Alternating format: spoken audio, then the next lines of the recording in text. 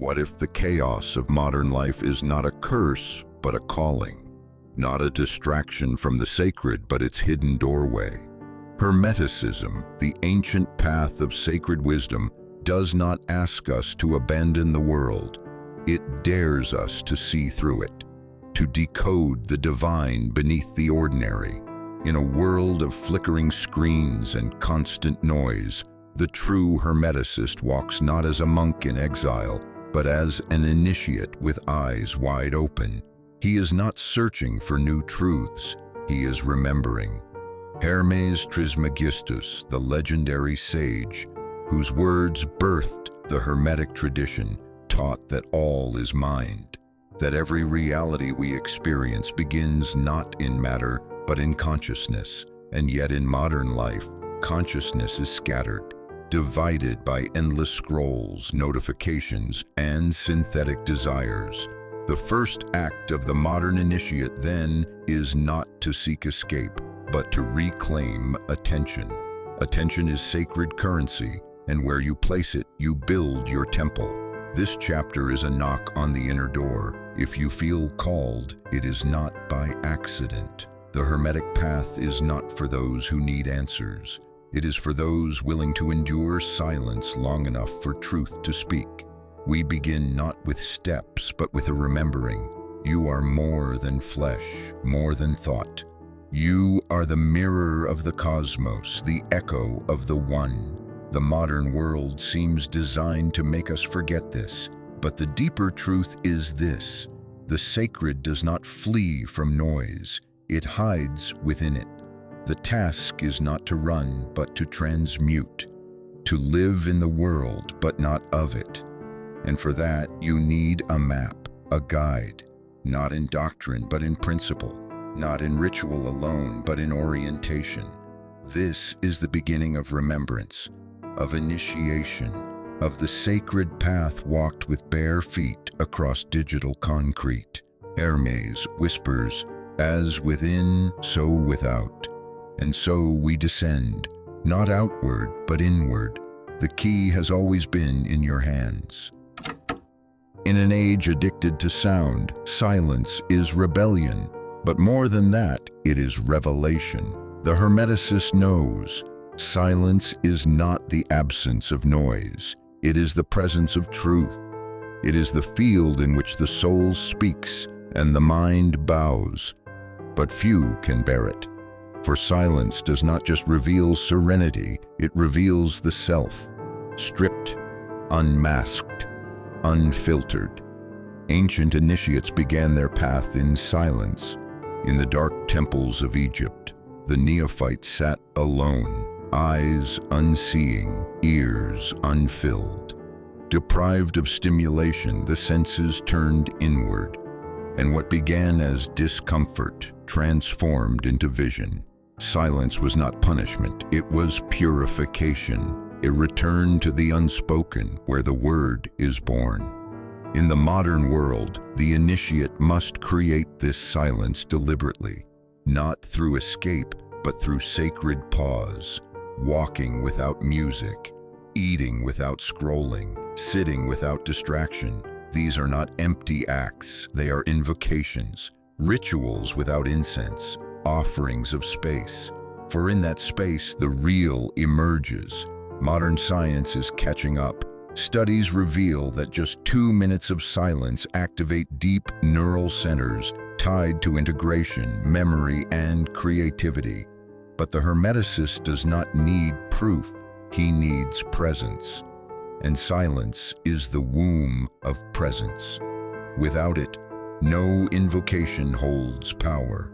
No word becomes logos.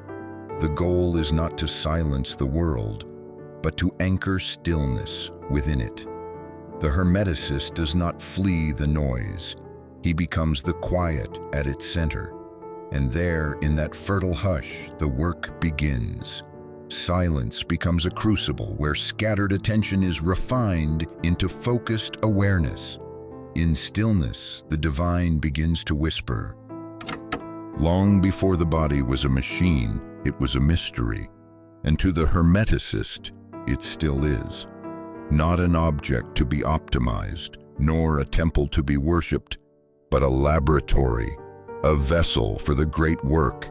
Every breath, every step, every heartbeat, alchemical processes in motion, sacred rituals disguised as physiology. The emerald tablet declares, "That which is above is like that which is below." The body is that sacred below, a microcosm where the laws of the cosmos are enacted in bone, blood, and breath.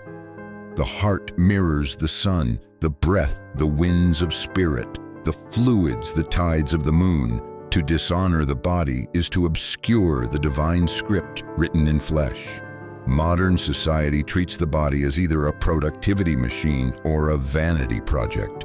The Hermeticist sees through both illusions. He eats not to fuel, but to feed the sacred. He moves not to perform, but to channel. Every act becomes ritual when done with intention. Every motion a symbol, every sensation a message.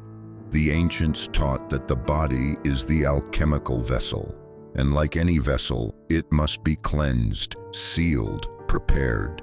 Not with dogma, but with presence.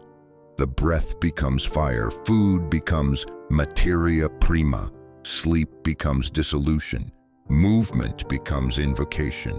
The body, once seen truly, becomes holy ground. In this view, nothing is banal. Stretching is energetic alignment, rest is offering, hygiene is consecration. To live hermetically is to inhabit the body fully, as a conduit for spirit. You are not trapped in the body. You are embodied spirit, awakening to its sacred choreography. If the body is the temple, then the mind is the altar. But an altar must be kept clean, or it becomes a place of confusion. The modern mind is cluttered, not with wisdom, but with fragments. Opinions, memories, digital noise. The Hermeticist's work is to clear this altar, not to erase thought, but to purify it. Hermeticism begins with the law of mentalism.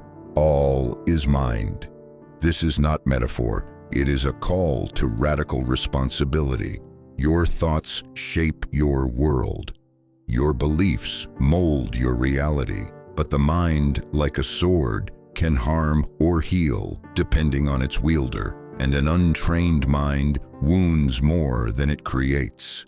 The Hermeticist trains the mind as a warrior trains the blade, through observation, through contemplation, through silence.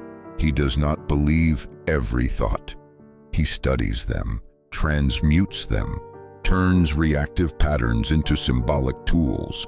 Where others react, he reflects. Where others cling, he cuts through.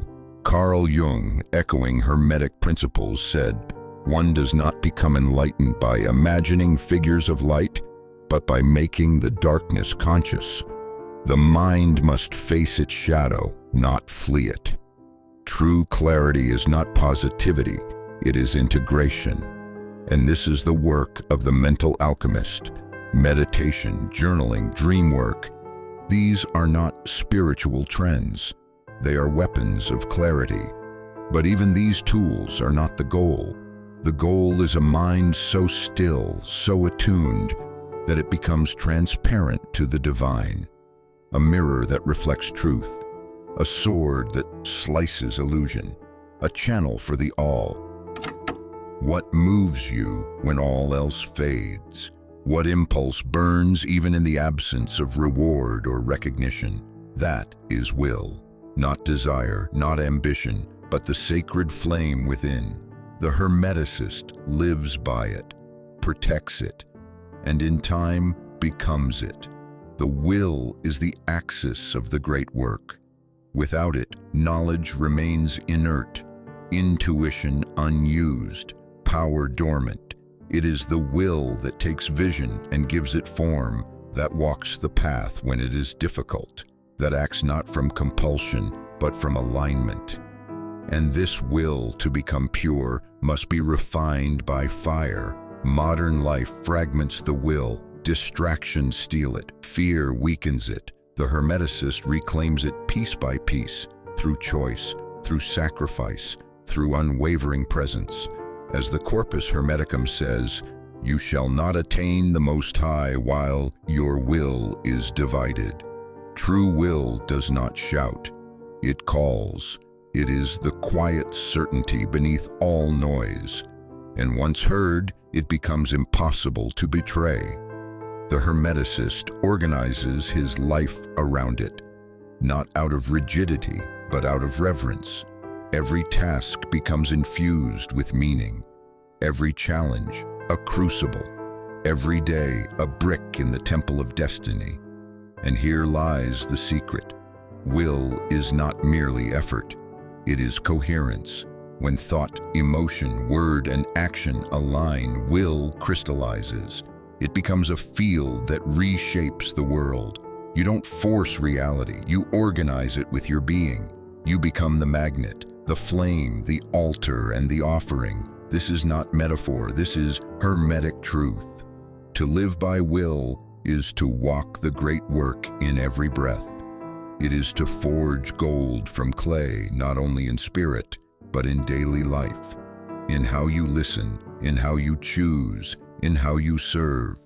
The Hermeticist's will is not personal, it is cosmic. It is the fire that remembers what the soul came here to do and does it silently until the work is done.